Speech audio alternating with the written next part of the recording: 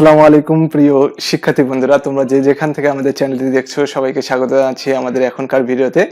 এখন আমরা যে বিষয়টি নিয়ে আলোচনা করব সেটি হলো তোমাদের সপ্তম শ্রেণীর জন্য বিজ্ঞান বিষয়ের যে অ্যাসাইনমেন্টটি তোমাদের দেওয়া হয়েছে চতুর্থ সপ্তাহে, সেই অ্যাসাইনমেন্টটি কিভাবে আমরা সমাধান করব এবং কিভাবে আমরা এটির উত্তরপত্রটি লিখব সেই বিষয়টি নিয়ে আলোচনা করব। তো আলোচনার শুরুতে তোমরা যারা এখনো আমাদের চ্যানেলটি সাবস্ক্রাইব করনি তারা অবশ্যই চ্যানেলটি সাবস্ক্রাইব করে নেবে, আর যারা অলরেডি করেছো তাদেরকে অসংখ্য অসংখ্য ধন্যবাদ। তো বন্ধুরা, পুরো বিষয়টি আমরা স্ক্রিনে আলোচনা করব, চলো তাহলে স্ক্রিনে যাওয়া যাক। বন্ধুরা, তোমাদের সবাইকে স্ক্রিনে স্বাগত জানাচ্ছি। স্ক্রিনে তোমরা সপ্তম শ্রেণীর চতুর্থ সপ্তাহের বিজ্ঞান বিষয়ের অ্যাসাইনমেন্টের প্রশ্নপত্রটি দেখতে পাচ্ছ। এখানে তোমাদেরকে একটি সৃজনশীল প্রশ্ন এবং একটি সংক্ষিপ্ত প্রশ্ন দেওয়া হয়েছে। সৃজনশীল প্রশ্ন যেটি দেওয়া হয়েছে সেটি হলো লিথিয়াম, পানি, খাবার লবণ, চক, কার্বন, চুন, নাইট্রোজেন, পটাশিয়াম, অক্সিজেন, আয়োডাইড, লোহা, ক্লোরিন ইত্যাদি কিছু পদার্থ। তো বন্ধুরা, এখানে আয়োডাইড যেটি দেওয়া হয়েছে, আসলে আয়োডাইড বলতে কোনো পদার্থ নেই, এখানে আয়োডিন হবে। আশা করি তোমরা এটি সংশোধন করে নেবে। তো প্রথম প্রশ্নে যেটি বলা হয়েছে সেটি হলো মৌলিক পদার্থ কাকে বলে? অণু এবং পরমাণুর মধ্যে পার্থক্য কি? তৃতীয় প্রশ্ন, উদ্দীপকে উল্লেখিত পদার্থগুলোকে প্রতীক ও সংকেতের সাহায্যে প্রকাশ করে। মৌলিক পদার্থ ও যৌগিক পদার্থ আলাদা করো। পরের প্রশ্নটি হচ্ছে উল্লেখিত পদার্থগুলোর মধ্যে কাকে সার্বজনীন দ্রাবক বলা হয়? কারণ বিশ্লেষণ করো। এবং যে সংক্ষিপ্ত প্রশ্নটি তোমাদের দেয়া হয়েছে সেটি হলো চিনিকে কেন যৌগিক পদার্থ বলা হয়?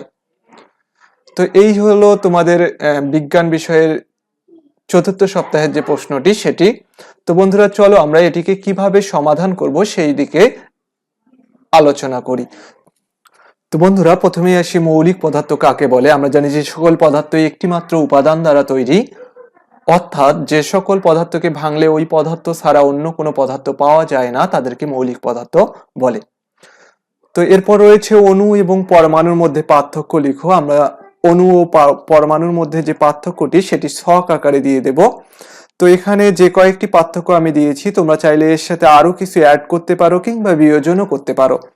তো প্রথমে রয়েছে অণু মৌলিক বা যৌগিক পদার্থের ক্ষুদ্রতম কণা, পরমাণু মৌলিক পদার্থের ক্ষুদ্রতম কণা। এরপর অণু স্বাধীনভাবে বা মুক্ত অবস্থায় থাকতে পারে, কিন্তু পরমাণু স্বাধীনভাবে বা মুক্ত অবস্থায় থাকতে পারে না। তবে কোনো কোনো মৌলিক পদার্থের পরমাণু যেমন হিলিয়াম, নিয়ন, আর্গন ইত্যাদি মুক্ত অবস্থায় থাকতে পারে। অণু সরাসরি রাসায়নিক বিক্রিয়ায় অংশগ্রহণ করে না, পরমাণু সরাসরি রাসায়নিক বিক্রিয়ায় অংশগ্রহণ করে। পৃথিবীতে যৌগিক পদার্থের সংখ্যা অসংখ্য বলে অণুর সংখ্যা অসংখ্য। অপরদিকে পরমাণু সংখ্যা সীমিত, এ পর্যন্ত 118টি পরমাণু আবিষ্কৃত হয়েছে। অণুকে ভাঙলে একই বা ভিন্ন মৌলের পরমাণু পাওয়া যায়, তবে পরমাণুকে ভাঙলে ওই মৌলের আর কোনো অস্তিত্ব থাকে না। তো এই ছিল বন্ধুরা অণু এবং পরমাণুর মধ্যে পার্থক্য। এর পরের যে প্রশ্নটি তোমাদের গয়ে দেয়া রয়েছে যে উদ্দীপকে উল্লিখিত পদার্থসমূহকে প্রতীক এবং সংকেতের সাহায্যে প্রকাশ করে। মৌলিক পদার্থ ও যৌগিক পদার্থ আলাদা করো। তো বন্ধুরা, উদ্দীপকের পদার্থগুলো যেগুলো দেয়া হয়েছে সেগুলো হলো লিথিয়াম, পানি, খাবার লবণ, চক, কার্বন, চুন, নাইট্রোজেন, পটাশিয়াম, অক্সিজেন, আয়োডাইড। এখানে আয়োডাইড শব্দটি আবার আমি লিখেছি, আসলে এটি তোমরা আয়োডাইড না লিখে আয়োডিন লিখবে। তোমাদের সৃজনশীল প্রশ্নপত্রেও যদিও বা আয়োডাইড লেখা রয়েছে, আসলে আয়োডাইড নামে কোনো মৌলিক পদার্থ কিংবা যৌগিক পদার্থ নেই, এটি একটি আয়ন হতে পারে। সুতরাং আমরা একে আয়োডিনই লিখব। এর পরের যে দুটি রয়েছে সেটি হলো লোহা এবং ক্লোরিন। তো বন্ধুরা, এগুলো আমরা প্রতীক এবং সংকেতের মাধ্যমে প্রকাশ করব একটি ছকের মাধ্যমে। তো প্রথমে লিথিয়াম, লিথিয়ামের প্রতীক হচ্ছে Li, এর কোনো সংকেত নেই। পানি, এর কোনো প্রতীক নেই, তবে এর সংকেত হচ্ছে H2O। খাবার লবণ, এর প্রতীক নেই, এর সংকেত হলো NaCl।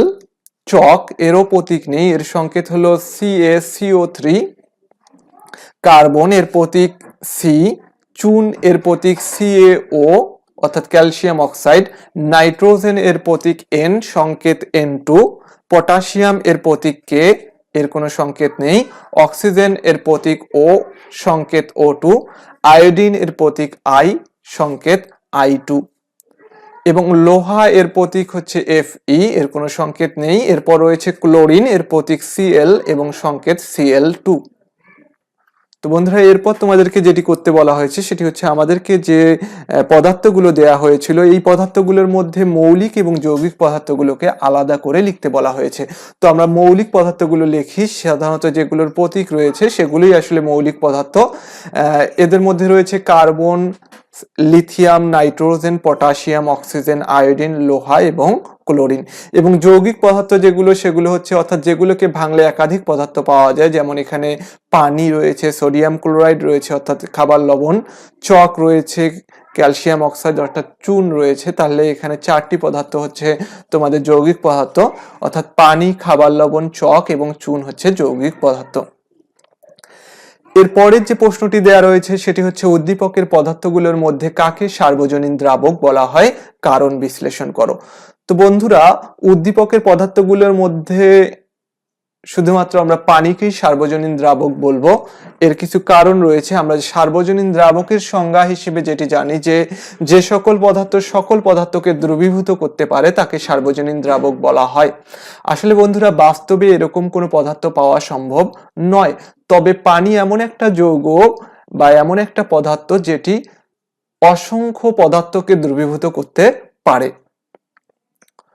এর মধ্যে অনেক অজৈব পদার্থ রয়েছে, অনেক জৈব পদার্থ রয়েছে। তো আমরা যেভাবে লিখেছি সেটি হলো যে এরকম পদার্থ বাস্তবে পাওয়া সম্ভব নয়, তবে পানি হলো একমাত্র দ্রাবক যা অনেক রকম পদার্থকে দ্রবীভূত করতে পারে। পানি একদিকে যেমন অসংখ্য জৈব পদার্থকে দ্রবীভূত করতে পারে, এখানে বন্ধুরা ক্যালসিয়াম কার্বনেট এবং সিলিকাকে পানি দ্রবীভূত করতে পারে না, এটি আমরা ব্র্যাকেটে মার্ক করে দেব। ঠিক তেমনি অনেক জৈব পদার্থ ও গ্যাসীয় পদার্থকেও দ্রবীভূত করতে পারে। এ কারণে আমরা পানিকে সার্বজনীন দ্রাবক বলি। আশা করি তোমরা বুঝতে পেরেছো। তো এরপর তোমাদেরকে একটি সংক্ষিপ্ত প্রশ্ন দেয়া হয়েছে, যেটি হলো চিনিকে কেন যৌগিক পদার্থ বলা হয়।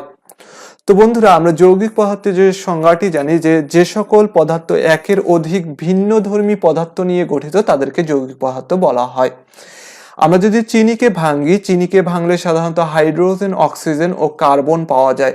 তাহলে এখানে বন্ধুরা যে চিনিকে ভাঙার পর 3টি পদার্থ আমরা পাচ্ছি, একটি হাইড্রোজেন, একটা অক্সিজেন এবং একটি কার্বন। তার মানে চিনিকে ভাঙলে একের অধিক ভিন্নধর্মী পদার্থ পাওয়া যায়। তাহলে এ কারণেই চিনিকে যৌগিক পদার্থ বলা হয়। তো বন্ধুরা, এই ছিল তোমাদের সপ্তম শ্রেণীর বিজ্ঞান বিষয়ের অ্যাসাইনমেন্ট, যেটি চতুর্থ সপ্তাহে তোমাদেরকে দেয়া হয়েছিল, তার সম্পূর্ণ সমাধান। তোমরা এই সাহায্য নিয়ে তোমাদের অ্যাসাইনমেন্টটি আরো সুন্দর করে লিখতে পারবে আশা করি। তো বন্ধুরা, আজ এ পর্যন্তই। আল্লাহ হাফেজ।